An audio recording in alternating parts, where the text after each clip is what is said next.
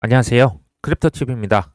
이번 시간에는 1월 20일 참혹한 대폭락이 닥칠 수 있다 라고 얘기한 사람 얘기를 포함해서 최근의 이슈들 말씀드려볼까 합니다. 먼저 FOMC 얘기 안 할 수가 없죠. 12월 달 미 연준에서 금리 25bp 0.25% 내릴 것이다. 자, 그러면서 매파적 인하를 할 것이다. 뭐 이런 전망이 있었습니다. 근데 매파적 금리를 내리면 내리지 매파적 인하는 뭡니까? 그리고 뭐 중립 금리를 생각보다 올릴 거야. 금리가 내년에 생각보다 높을 걸? 저는요, 사실 이런 그 워딩을 다 기본적으로 말 장난이다라고 생각을 합니다. 데이터에 기반해서 결정하겠다. 문제는 뭡니까? 데이터가 매번 바뀌죠. 나중에 말을 바꾸면 그만입니다. 어쨌든 시장 전망치에 부합하도록 금리 인하를 했습니다. 스몰 컷이죠. 그러면서 추가 금리 조정은 더 신중하게 할 것이다. 내년에 경기 침체 걱정할 이유가 없다. 지금 생각보다 뭐 물가 완벽하게 2%로 잡히진 않았지만 본인들이 잘 하고 있다라는 뉘앙스로 발언을 했습니다. FOMC는요, 항상 뭐 주식 투자자, 코인 투자자 모두에게 분기점이 되는 경향이 있었습니다. 과거 3번의 FOMC 회의 직후에 금리를 결정한 다음에 알트코인들이요, 모두 반등을 했었거든요. 근데 이번은 어땠습니까? 현재 뭐 새벽 5시가 넘어가고 있는데요. 아직까지 알트코인 반등이 아니라 다 흘러내렸죠. 주식도 코인도 흘러내렸습니다. 이것을 보면서요. 과거 3번 그랬다고 4번째도 반드시 그럴 것이다. 아닐 수 있다는 거죠. 나스닥 2%대 하락했고요. 코인 선물 포지션들이 강제 청산이 됐습니다. 대장주 비트코인도 많이 조정을 받고 있습니다. 미 연준 점도표에서 내년 기준금리가 0.5% 정도 추가 인하될 것 같아 라고 시사를 했습니다. 근데 이걸 기억하십시오. 통계적으로 이거 FOMC 위원들이 다 점도표 찍거든요. 틀릴 확률 통계적으로 50%입니다. 그냥 동전 하나 던져서 앞면 뒷면 나오는 게 그거랑 뭐 똑같다는 얘기예요. 경제를 예측한다. 전문가들의 내년 시장 전망 절반은 틀린다는 얘기입니다. 투자는요. 결국 이 사람 저 사람 크립토 TV를 포함해서 이 사람 얘기도 들어보고 저 사람 얘기도 들어보지만 그 사람 예측대로 된다? 놉니다. 결국에는 홀로 걷는 아주 고독하고 처절한 싸움이 바로 뭐다? 투자입니다. 이걸 하기 싫으면요. 실은 투자를 하시면 안 됩니다. 분명히 기억하셔야 될 부분입니다. 제가 조금은 지금 저도 약간 어리둥절한 게 이거예요. 무려 17일 연속 이더리움 ETF 샀거든요. 살 때마다 수천억씩 삽니다. 비트코인도 7천억을 샀죠. 14일 연속. 근데 이거는 빼박이거든요. 이거는 말이 아니라 행동입니다. 확실한 행동. 근데 단기적으로는 좀 가격이 왜 이러지? 라고 하실 수가 있겠죠. 개인적으로는 시간이 지나면 이해될 것이라고 거의 저는 확신을 합니다. 빗맥스 전 창업자죠. 아터 헤이즈가 내년 1월 대통령 취임할 때 시장이 대폭락할 것으로 확신한다. 강력하게 전망을 하네요. 이 친구 얘기를 한번 들어보니까 연말 12월 말까지 해서 본인들의 포지션들을 많이 코인을 팔고요. 내년 1분기에 폭락이 닥쳤을 때 저가의 주요 코인들을 다시 사겠다. 뭐 이런 계획이라고 합니다. 근데요. 트레이더잖아요. 내년 이거 본인 전망이 틀릴 수도 있잖아요. 항상 트레이더들은 플랜 B가 무조건 있어야 됩니다. 플랜 B가 딱 펼쳐졌을 때 예상이 틀렸을 때 조금의 고민도 없이 바로 실행을 합니다. 이런 분들은 트레이딩 뭐 하실 수도 있다고 봅니다. 내년 1월 20일까지 그러니까 소위 상승만 해버리고 하락을 안 한다. 이러면 내가 틀렸음을 인정할 거고 다시 시장에 진입할 것이다. 뭐 이런 얘기를 했어요. 사람은 제가 보니까 잘 안 변합니다. 트레이더를 주업으로 삼았던 사람이 파생상품 거래소를 만들고 지금까지도 트레이딩을 하고 있습니다. 어떤 사람은 그냥 들고 있는 사람들도 있는데 이건 이제 투자 성향인 것 같고요. 내년 1월 20일이요. 대폭락을 예언하는 사람이 많아요. 그러니까 뉴스에 파는 이벤트가 될 수 있다라고 전망하는 사람이 굉장히 많습니다. 그러면 소위 말하는 세력들은 이것을 살짝 뒤집을 수도 있겠다. 그러니까 이제 예측을 한다는 게 그만큼 우리의 영역, 사람의 영역이 아니다라는 생각을 저는 계속합니다. 기본 원칙은 이렇게 저는 갖고 있습니다. 함부로 사팔하지 않습니다. 하지만 계속 들고 있지도 않아요. 그러니까 사파를요, 최소화하는 이건 이제 저의 개인적인 전략이고요. 사람마다 전 다를 수 있다고 봅니다. 연말이 됐다. 뭐 내년 1월 20일이 됐다. 내년 2월 3월이 됐는데 많이 올랐다. 적당히 팔면 되는 거죠. 뭐 떨어지면 기다리거나 현금이 있으면 좀 주우시면 되겠죠. 좀 쉽게 생각하셨으면 좋겠습니다.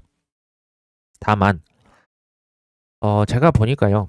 투자를 이제 선천적으로 좀 승부사 기질이 있는 분들이 계시거든요. 이런 분들이 투자를 잘하시는 경향이 있어요. 타고난 거죠. 그리고 근데 이제 본인이 생각하셨을 때 나는 승부사 기질이 없어.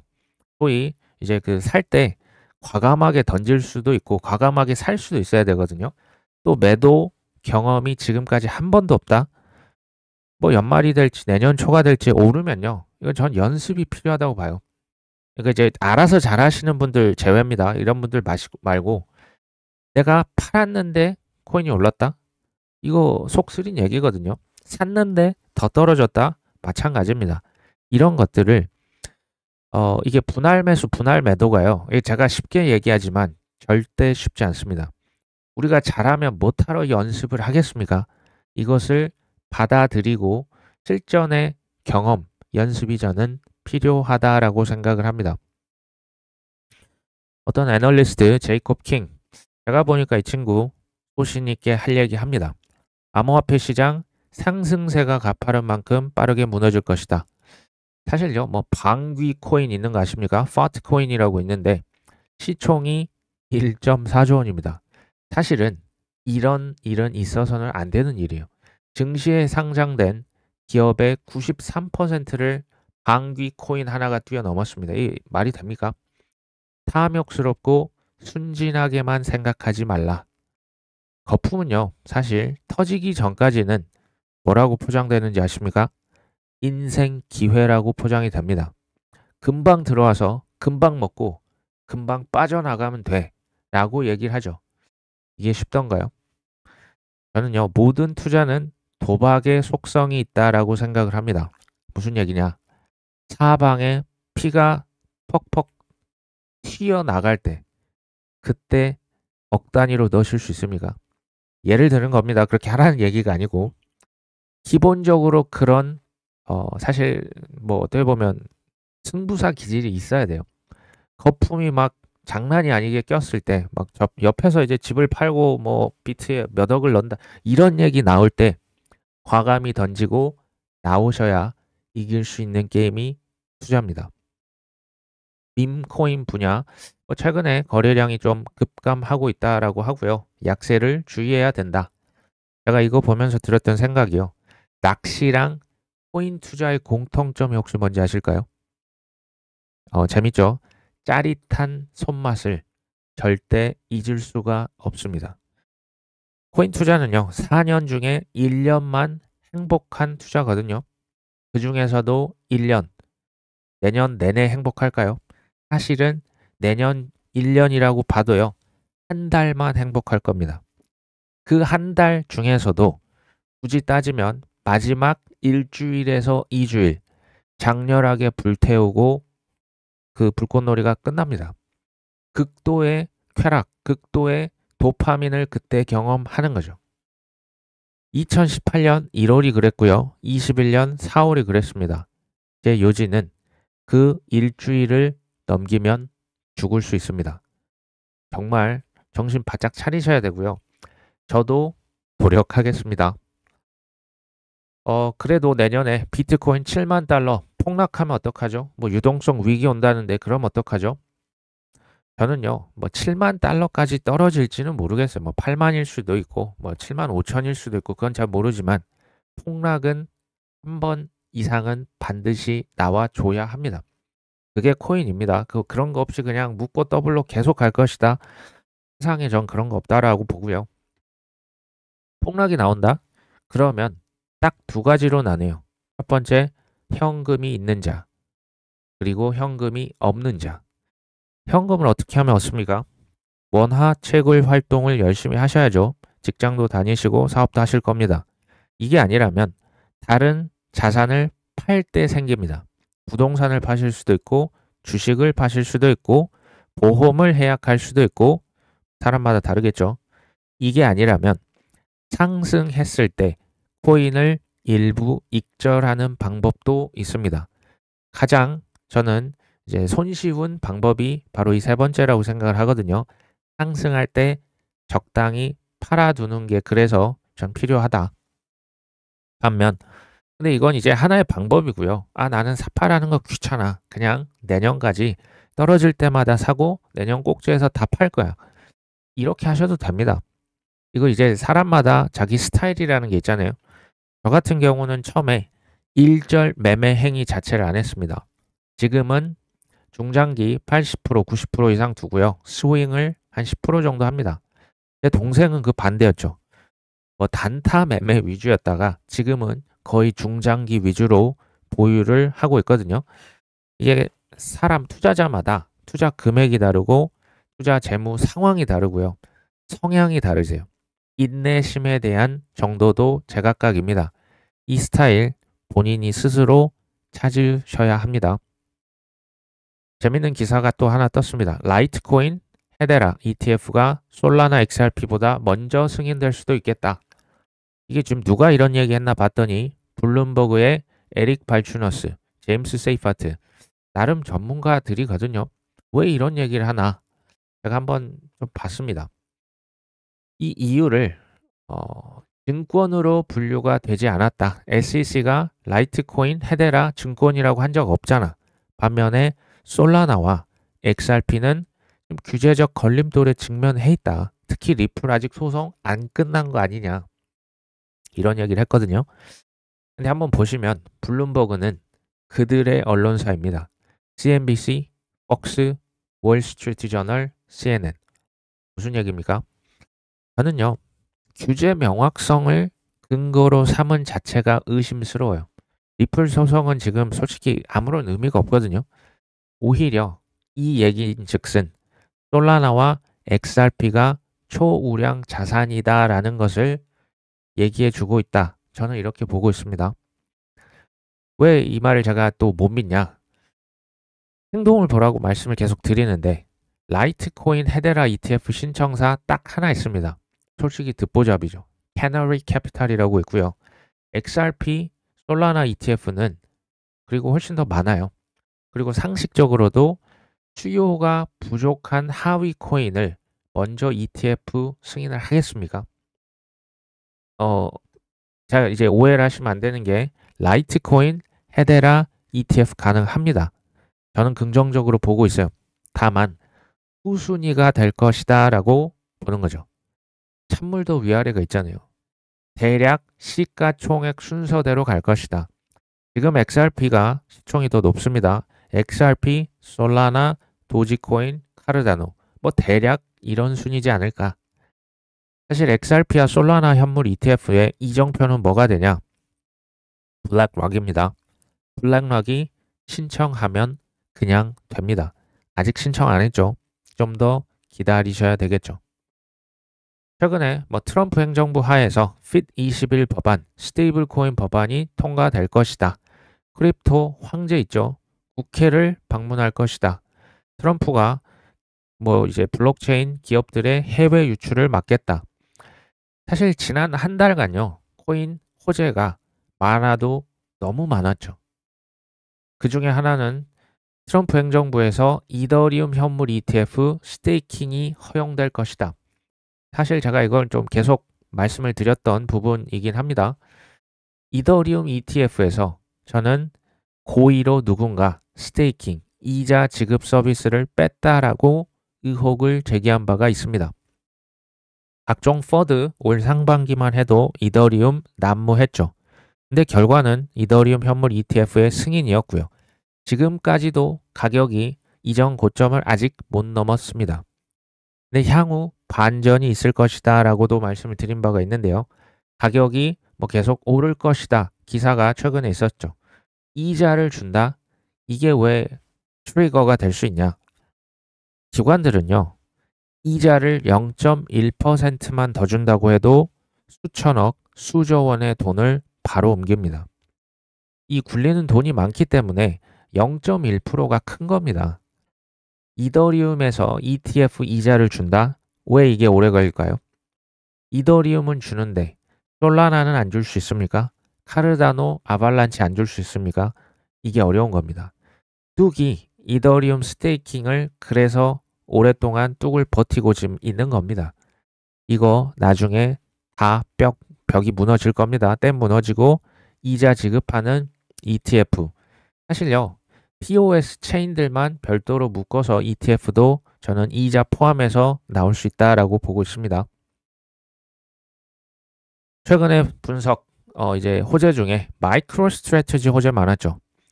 비트코인이 13만 8천 달러 도달하면 스타벅스 나이키를 추월할 것이다.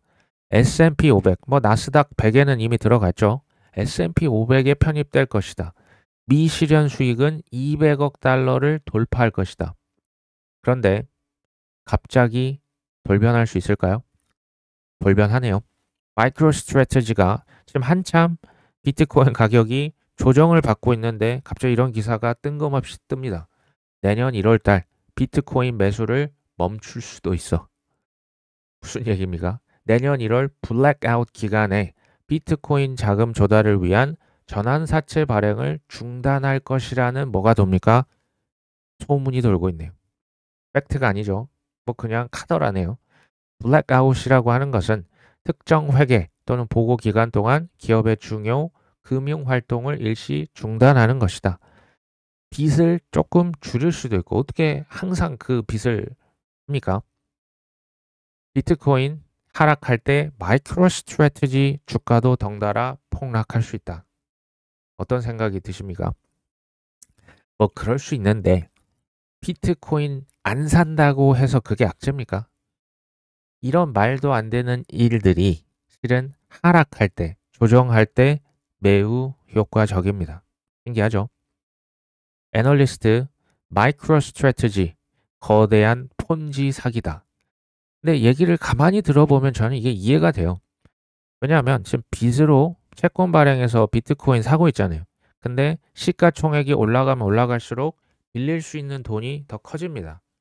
그러니까 이 사이클이라고 하는 것은 비트코인 가격이 계속 올라줘야 할 때만 성립이 되는 거죠. 비트코인 가격이 하락하면, 폭락하면 이거 지속이 될 수가 있습니까? 어떻게 계속 사겠습니까?